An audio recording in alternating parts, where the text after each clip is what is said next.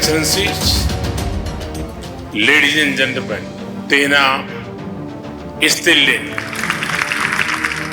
ከዓለማችን 8 ቢሊዮን ከሚሆነው ህዝብ ውስጥ 18 በመቶውን ወይም 1.5 ቢሊዮን የሚሆነውን ህዝብ በጠቅላይ ሚኒስትርነት የሚመሩት የህንዱ ጠቅላይ ሚኒስትር ናሬንድራ ሞዲ ለሁለት ቀናት ጉብኝት አዲስ አበባ ናቸው። ሞቅ ያለ አቀባበልም ተደርጎላቸዋል። በርከት ያሉ ሁነቶችም ታይተዋል። በጥንቅራችን መግቢያ ላይ ተከታተላችሁትም ከዚሁ ጋር የተያያዘውን ነው ይዘነዋል።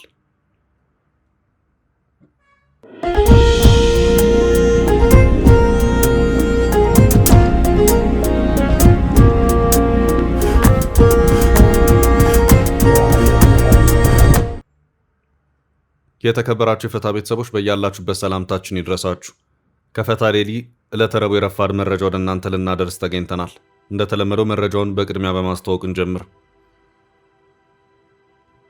ከኢትዮጵያና ጅቡቲ ጋር በከባድ የድንበር ውዝግብ ውስጥ ያለፈችውና ዛሬም ድረስ ይህ ነው የሚባል መፍትሄ ባልተገኘለት ውጥረት ውስጥ ያለችው ኤርትራ የድንበር ውዝግብ አፈታት ዘዴን ለመቅሰም የሚያስችል ጉባኤ ላይ እየተሳተፍኩ ነው፣ ልምድም ቀስም ያለው ያለችበትን መረጃ አካተናል። ሰሞኑን ህወሓት እንደ ፓርቲ እንደዚሁም ከጊዜያዊ አስተዳደሩ ጋር ለግምገማ የተቀመጠበት ሰነድ ሾልኮ በመውጣቱ በርካቶች እየተቀባበሉት ነው። በዚህም በርካታ ከገዢው ፓርቲ ብልጽግና ጨምሮ እስከ ጊዜያዊ አስተዳደሩ ድረስ በርካታ ጉዳዮች የተነሱበት መሆኑም ታውቋል። አካተን ይዘነዋል። ሰሞነኛው ውጥረት አይሎ በቀጠለበት ጋምቤላ ክልል ውጊያው ተባብሶ ቀጥሏል። በክልሉ ዋና ከተማ በተከፈተ ውጊያ በርካቶች ተገድለዋል። ከሟቾች ውስጥም ከፍተኛ አመራር እንደሚገኙበትም ተሰምቷል። ጥንቅራችን መረጃውን ያደርሳል። የህንዱ ጠቅላይ ሚኒስትር ናሬንድራ ሞዲ በኢትዮጵያ ሁለት ቀናት የሥራ ጉብኝት ላይ ይገኛሉ። ሞቅ ያለ አቀባበል ተደርጎላቸዋል። እሳቸውም በአንዳንድ ጉዳዮች ተገርሜያለሁ ብለዋል። አጠር አድርገን ይዘነዋል። በሆሳና ከተማ ነዋሪ የሆኑ አንድ መምህር ለልጆቻቸው ባወጡላቸው ስም የተነሳ አነጋጋሪ ሆነዋል። መምህር አሸናፊ ታደሰ የሶስት ልጆች አባት ሲሆኑ መደመር፣ ብልጽግናና ኮሪደር ሲሉ ለልጆቻቸው መጠሪያ መስጠታቸው አነጋጋሪ ሆኗል። ጉዳዩን የምንመለከት ይሆናል። በፕሮፌሰር መረራ ጉዲና የሚመራው ኦፌኮ መስራችና ከፍተኛ አመራሩ ፓርቲውን ለቀዋል። አመራሩ ከኦፌኮ የለቀቁት ከብልጽግና ጋር ለመቀላቀል ነው በሚል እየተነሳ ባለው ጉዳይ ምላሽ ሰጥተዋል።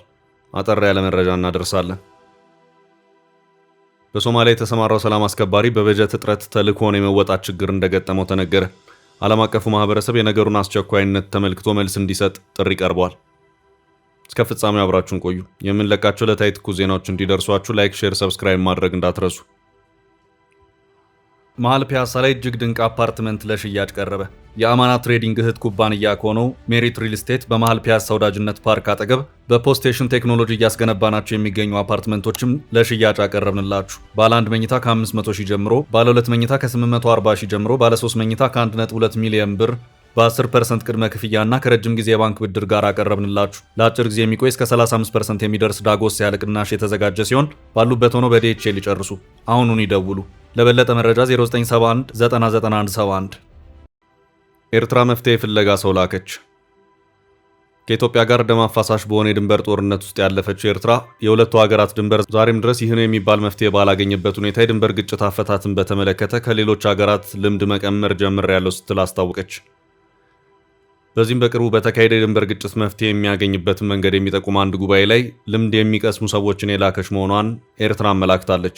ይህ በኤርትራ ታሪክ አዲስ አካሄድ ሆኖ የሚታይ ነው። ኤርትራ የትግራዩን ጦርነት ተከትሎ ወደ ኢትዮጵያ ድንበር በመግባት ከአወዛጋቢ ቦታዎቹ በተጨማሪ ሌሎች የኢትዮጵያ ግዛት ክፍሎችንም ተቆጣጥራለች በሚል ክስ ይቀርብባታል።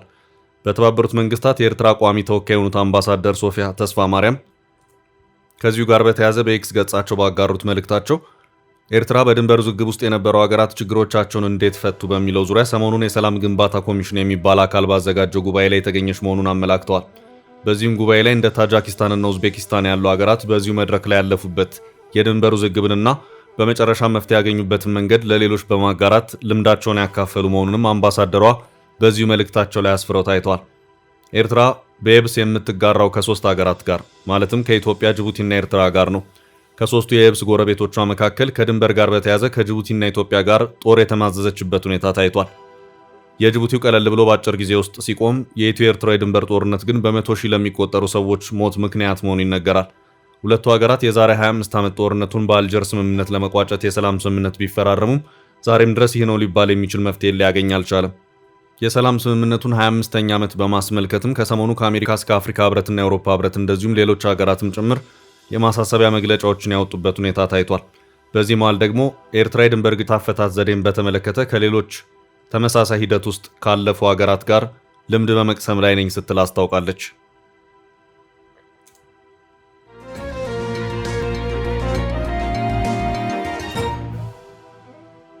በቀጣይ መረጃችን ሾልኮ የወጣው የጉባኤው ሰነድ። ህወሓት ከቀናት በፊት ስብሰባ ተቀምጦ የተለመደውን አይነት መግለጫ ቢያወጣም በውስጥ የተወያየበት ሰነዱ ግን ሾልኮ የወጣ መሆኑ ታውቋል። ህወሓት ካለፈው ህዳር 29 ጀምሮ እስከ ታህሳስ 4 ቀን 2018 ዓ.ም ድረስ የራሱን ስብሰባ በመቀሌ ሐውልቲ አዳራሽ አካሂዷል። ከዚያም በሌተናል ጀነራል ታደሰ ወረደ በሚመራው ጊዜያዊ አስተዳደሩ ጋርም የጋራ ስብሰባ በመቀመጥ የግምገማ ስራዎችን ያካሄደ መሆኑ ታውቋል። ስብሰባው በጊዜያዊ አስተዳደር ውስጥ ያሉ ሰዎች እንደዚሁም በአመዛኙ የህወሓት ካድሬዎች የተሳተፉበት የጋራ ስብሰባ መሆኑም ታውቋል። አስቀድመው የራሳቸውን የፓርቲ ስብሰባ በማካሄድ ወደ ጊዜያዊ አስተዳደሩ ቀጣይ ስብሰባ የገቡት የህወሓት አመራሮች ጊዜያዊ አስተዳደሩን የገመገሙ መሆኑም ታውቋል። በዚህም ህወሓትም የትግራይ ጊዜያዊ አስተዳደር አመራሮችም የየራሳቸውን ግምገማ ካደረጉ በኋላ በትግራይ ጦርነት ስጋት አለ በማለት ሁለቱም አካላት የተግባቡ መሆኑም ታውቋል። ትግራይ ኢኮኖሚያዊና ማህበራዊ ችግሮችም ተንሰራፍተዋል በሚለው ዙሪያም በህወሓትም በጊዜያዊ አስተዳደሩን በኩል መግባባት ላይ ተደርሷልም ተብሏል። በዚህ የግምገማ ይዘት ባለው ስብሰባ ላይ ችግሩ ምንጭ ውስጣዊ ነው ወይስ ውጫዊ፣ ኃላፊነትስ የሚወስድ አካል አለ የሚለውም ጉዳይ ተነሳ መሆኑ ታውቋል። በህወሓት በኩል በዋነኝነት ችግሩን ውጫዊ አድርጎ ለዚህም የፌዴራል መንግስቱን ተጠያቂ ሲያደርግ፣ በሌላ አቅጣጫ ደግሞ ውስጣዊ ችግር አለ ከተባለም ከህወሓት የሚመነጭ ሳይሆን ከራሱ ከጊዜያዊ አስተዳደሩ ድክመቶች ጋር የተያያዙ ናቸው በሚል ችግሮቹን ከፓርቲው ወደ ሌተናል ጀነራል ታደሰ ወረደ ጊዜያዊ አስተዳደር የገፏቸው መሆኑን የወጡት መረጃዎች አመላክተዋል። በዚህም የህወሓት አመራሮች ባለፈው አቶ ጌታቸው ረዳን ከፓርቲው ያባረሩበትን 14ኛው ድርጅታዊ ጉባኤ አስታውሰው የስኬት ጉባኤ ነበር በማለት በግምገማ ራሳቸውን ያጠሩ መሆኑን አመልክተው፣ ሆኖም በሌላ አቅጣጫ ግን በሌተናል ጀነራል ታደሰ ወረደ የሚመራው ጊዜያዊ አስተዳደር ግን እግሩን እየጎተተ ነው በማለት የግምገማ ወቀሳቸውን ያሰሙበት መሆኑን መረጃዎቹ አመላክተዋል። በጊዜያዊ አስተዳደር ውስጥ ያሉ የህወሓት አመራሮች በቂ የሆነ ድርጅታቸውን የመመከት ስራን እየሰሩ አይደለም። ጊዜያዊ አስተዳደሩ በእቅድ የሚመራ ሆኖ አልተገኘም። የስራ መዝረክረኮች ይታያሉ። የአመለካከት ጥራት ጉድለቶችም እየታዩ ነው። በጊዜያዊ አስተዳደሩ ሰርጎ የገቡና የሌላ ኃይልን ፍላጎት የሚያራምዱ አካላት አሉ። በዚህ በኩል በተለይ መስመርን በሚገባ ሳይለዩ ከገዢው ፓርቲ ብልጽግና ጋር የመደበላለቅ ችግሮች አሉ በማለትም የህወሓት ከፍተኛ አመራሮች ከካቢኔ ጀምሮ ያለውን መዋቅር የገመገሙ መሆኑ ታውቋል። አሁን ባለው ሁኔታ የትግራይ ጊዜያዊ አስተዳደር የህወሓት ነው ማለት ይቻላል። በመጀመሪያ ጊዜያዊ አስተዳደሩ ሲቋቋም አሳታፊ እንዲሆን በሚል ከራሱ ከህወሓት፣ ከትግራይ ኃይሎች፣ ከትግራይ ምሁራንና ከተቃዋሚዎች ተውጣቶ እንዲቋቋም የተደረገበት ሁኔታ ነበር። በመንግስቱ ድርሻ ውስጥ ህወሓት የ50 በመቶን ድርሻ ወስዶ ቀሪው ለሌሎች እንዲከፋፈልም ተደረገ። የትግራይ ምሁራንን የወከሉት እነ ጀነራል ጻድቃን ተገፍተው ወጥተዋል። እና አቶ ጌታቸው ረዳ በህወሓት ውስጥ የሉ። ገና ከመንግስቱ ምስረታ ጀምሮ ከአንድ ፓርቲ በስተቀር ሁሉም ተቃዋሚ ፓርቲዎች ሂደቱ ዲሞክራሲያዊ አይደለም በሚል ጥለው የወጡ መሆኑ የሚታወስ ነው። በጊዜያዊ አስተዳደር ውስጥ ከህወሓት ቀጥሎ ከፍተኛውን ድርሻ የያዘው የትግራይ ኃይሎች የተባለው ቲዲኤፍ የተባለውን ታጣቂ ኃይል የሚመሩት አካላት የያዙት በመሆኑ እነዚህ አካላት ደግሞ ከህወሓት ጋር አንድና ያው ሆነው ይታያሉ። ከዚህ አንጻር በአንድም ይሁን በሌላ መልኩ የትግራይ ጊዜያዊ አስተዳደር በህወሓት መዳፍ ስር ነው ማለት ይቻላል። ያም ቢሆን ህወሓት በደብረጽዮን በኩል የጊዜያዊ አስተዳደሩን ፕሬዝደንትነት መያዝ አለመቻሉ ጉዳይ በተለይ በደብረጽዮን በኩል እንደ እግር እሳት የሚታየው ነው እንደቀጠለ ነው። ጊዜያዊ አስተዳደሩም ተጠሪነቱ ለፌዴራሉ መንግስት መሆኑም ለህወሓት አመራሮች አልተመቸም።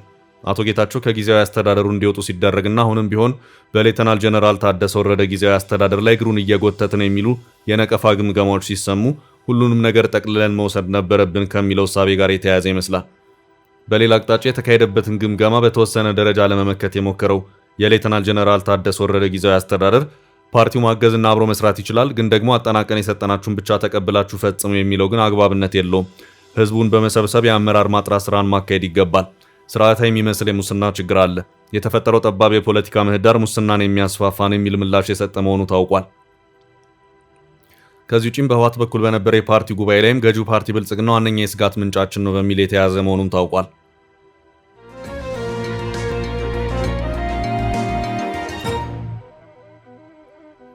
በቀጣይ ርዕሳችን የህንዱ ጠቅላይ ሚኒስትር ግርምት። የህንዱ ጠቅላይ ሚኒስትር ናሬንድራ ሞዲ በሁለተኛው የኢትዮጵያ የሥራ ጉብኝት ላይ ይገኛሉ። በትላንትናው ዕለትም በብሔራዊ ቤተ መንግስት ይፋ የአቀባበል ስነ ስርዓት ተደርጎላቸዋል። የህንድ ሚዲያዎች ለጉብኝቱ ልዩ ትኩረትን በመስጠት በዘገባዎቻቸው እየተቀባበሉት ነው። ጠቅላይ ሚኒስትር አብይ አህመድ በራሳቸው መኪና እያሽከረከሩ ጠቅላይ ሚኒስትር ናሬንድራ ሞዲን ከኤርፖርት ወደ ፍሬንድሺፕ ፓርክ ወሰዷቸው የሚለው ዜና የብዙዎችን ትኩረት ስቦ ታይቷል። ጠቅላይ ሚኒስትር ናሬንድራ ሞዲ በቤተ መንግስት በነበረው የራት ግብዣ ላይ ባደረጉት ንግግርም ጠቅላይ ሚኒስትሩ ራሳቸው እያሽከረከሩ ሳይንስ ሙዚየምንና ፍሬንድሺፕ ፓርክን አስጎበኙኝ በማለት መገረማቸውን ተናግረዋል። የኢትዮጵያ የክብር ኒሻንን የተሸለሙ መሆኑንም በመግለጽ አመስግነዋል። አጠቃላይ በነበረው አቀባበልም አግራሞታቸውንና አድናቆታቸውንም የገለጹበት ሁኔታ ታይቷል። ጠቅላይ ሚኒስትር ናሬንድራ ሞዲ የኢትዮጵያ ጉብኝታቸውን በተመለከተ በኤክስ ገጻቸው አከታትለው መረጃዎችን እየለቀቁ ይገኛሉ። ለጠቅላይ ሚኒስትሩ ምሽቱን ከተደረገው የብሔራዊ ቤተ መንግስት አቀባበልና የራት ግብዣ በተጨማሪም የሁለቱ ሀገራት ልዑካን ቡድኖች የጋራ ውይይትን ያካሄዱ መሆኑም ታውቋል። ከክቡር ጠቅላይ ሚኒስትሩ ጋር ውይይት ካደረግን በኋላ ከልዑካን ቡድኖቻችን ጋር የሁለትዮሽ ውይይት አካሂደናል። በውይይታችን በኢትዮጵያና ህንድ መካከል እያደገ የመጣውን ትብብርና የወል ቅድሚያዎች የሚያንጸባርቁ አዳዲስ የትብብር መስኮችን ቃኝተናል። በሁለቱ ሀገራት መካከል በጉምሩክ የጋራ አስተዳደር ድጋፍ፣ በኢፌዴሪ የውጭ ጉዳይ ሚኒስቴር የዳታ ማዕከል ምስረታ የመግባቢያ ስምምነቶችን እንደዚሁም በዓለም አቀፍ የሰላም ማስከበር ላይ ያለንን ቁርጠኝነት የሚያሳይና የሚያጠናክረውን የተባበሩት መንግስታት የሰላም ማስከበር ስራ የመግባቢያ ስምምነት የፊርማ ስነ ስርዓት ላይም ተገኝተናል። ህንድ የኢትዮጵያ ረጅም ጊዜ አጋር ስትሆን የዛሬዎቹ ውይይቶችና ስምምነቶችም ለጋራ ጥቅም በተለያዩ ዘርፎች ያሉንን ትብብሮች ለማስፋት ያለንን የጋራ ቁርጠኝነት አቋም ያሳያሉ በማለትም ጠቅላይ ሚኒስትር አብይ አህመድ በማህበራዊ ትስስር ገጾቻቸው ባጋሩት መልእክት አስታውቀዋል። ጠቅላይ ሚኒስትር ናሬንድራ ሞዲ በምሽቱ የቤተ መንግስት ግብዣ ላይ ባደረጉት ንግግር የተደረገላቸው ሞቅ ያለ አቀባበል አመስግነው ወሳኝ በሆኑ የሁለቱ ሀገራት ጉዳዮች ላይም የተመከረ መሆኑን ተናግረዋል።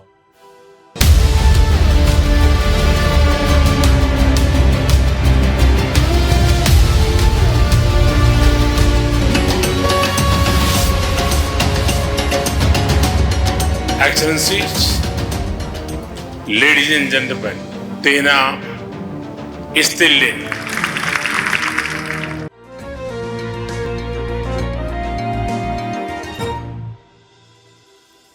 ወደ ቀጣይ ርዕስ አለፍን። የተገደሉት አዛዥ። ሰሞነኛው ውጥረት አይሎ በቀጠለበት ጋምቤላ ክልል ግጭቱ ተባብሶ የቀጠለ መሆኑን ከአካባቢው እየወጡ ያሉ መረጃዎች እያመላከቱ ነው።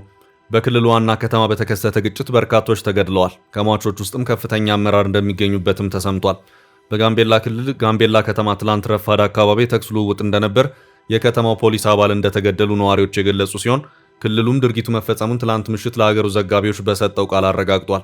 ነዋሪዎቹ እንደሚሉት በክልሉ የተለያዩ ወረዳዎች ሰሞኑን በአገረሽ የጸጥታ ችግር ንጹሐንና የፖሊስ አባላት ሲገደሉ የቆሰሉም አሉ። ችግሩ ከዓመት በፊት ይስተዋል እንደነበር በማስታወስ ከሳምንታት ጀምሮ ማገርሸቱን ገልጸው የፖሊስ አባላትም ወደ አንድ ብሔር በማተኮር የግድያ ጥቃት ይፈጽማሉ ሲሉ ወቅሰዋል። የጋምቤላ ክልል ሰላምና ጸጥታ ቢሮ ኃላፊ አቶ ማበር ኮር በሰጡት ማብራሪያ በትላንትናው ዕለት የሞተ የፖሊስ አባል ብቻ ነው እንጂ ሌላ የሞተ ሰው የለም። ድርጊቱ ሲፈጸም በቦታው አልነበርንም። የተገደለ ጋምቤላ ከተማ ፖሊስ አዛዥ ነው። ከቢሮው ወጥቶ ስራ እየሰራ ነበር። ወደ ቢሮ ሊመለስ ሲል ነው ጥቃቱ የተፈጸመው። ህዝቡም እንዲረጋጋ በየቀበሌው የማረጋጋት ስራ እየሰራን ነው። በዕለቱ የተፈጠረው ችግር የማይጠበቅ ነው፣ ግን ወደ ከፋ ችግር እንዳይሄድ በስጋት ቀጠናዎች የጸጥታ ኃይሎች በመመደብ ህዝብ ወደ ከፍተኛ ግጭት እንዳይገባ ተደርጓል። ሰሞኑን በክልሉ የተከሰተው አለመረጋጋት እንደ ክልል ብዙ ስራዎች ሰርተናል። በየወረዳ የውይይት መድረኮች ተካሂደዋል። ከጉዳዩ ጋር የተጠረጠሩ ወንጀለኞች ተይዘዋል። ከጉዳዩ ጋር ግንኙነት ያላቸው በህግ ቁጥጥር ስር እንዲውሉ አድርገናል ብለዋል። ነዋሪዎቹ አንዳንድ የፖሊስ አባላት በንጹሐን ግድያ ተሳታፊ የሚሆኑበት ወደ አንዱ ብሔር የሚያደሉበት ሁኔታ እንዳለ ይገልጻሉ። በጥቃቱ ጠርጥራቸው ከያዟቻቸው መካከል የጸጥታ ወይም የፖሊስ አባላት አሉ። ለሚነሳው ቅሬታ ምላሻችሁ ምንድን ነው በሚል ጥያቄ የቀረበላቸው ኃላፊው በሰጡት ምላሽም ሰው ሲፈጠር ሙሉ ስላልሆነ የሚጎድል ነገር ስላለ ጥቃቱን አያደርግም ማለት ሊከብድ ይችላል። ሁሉም ፖሊሶች ሳይሆን የተወሰኑት ጥቃት የሚፈጽሙበት ሁኔታዎች አሉ። እንደተባለው ትክክል ነው፣ ግን አጠቃላይ ፖሊስ አይደለም። አንዳንዶቹ በራሳቸው ችግር ምክንያት በእነዚህ ወንጀል ድርጊቶች የሚሳተፉበት ሁኔታዎች አሉ ሲሉ አመልክተዋል።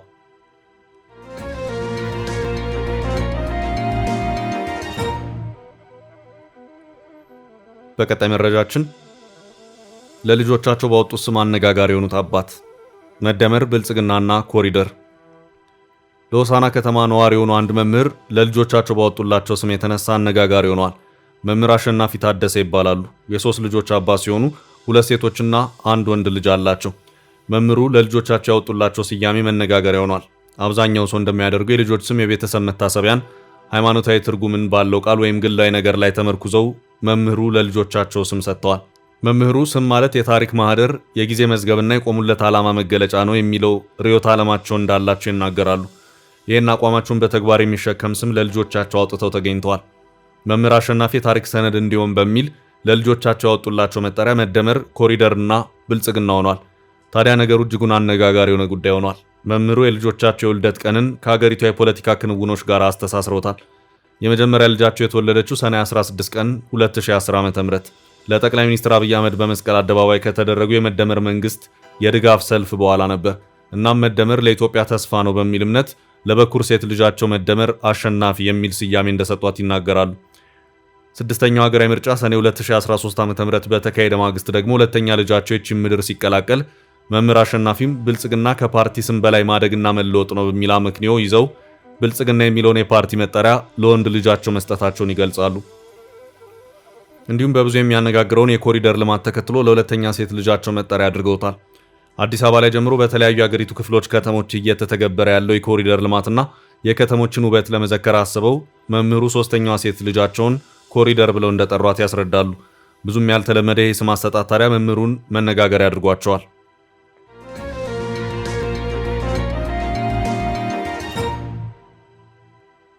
በቀጣይ ርዕስ ከፓርቲው የለቀቁት አመራር።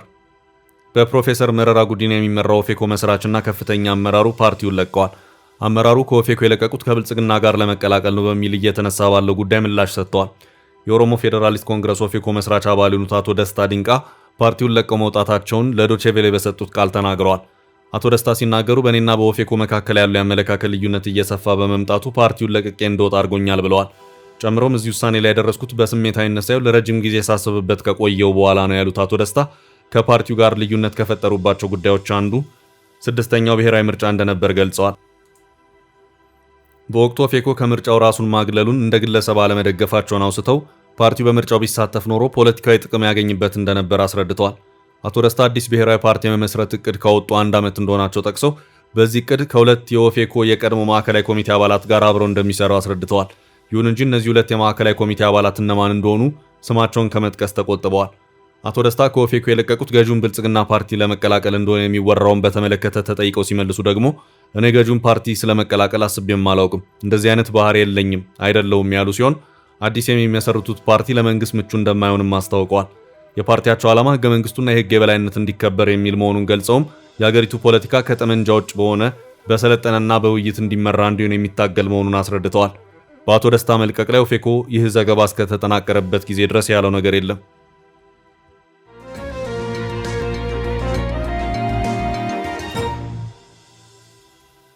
በቀጣይ መረጃ ሰላም አስከባሪ የገባበት ፈተና። በሶማሊያ የተሰማራው ሰላም አስከባሪ በበጀት እጥረት ተልእኮውን የመወጣት ችግር እንደገጠመው ተነገረ።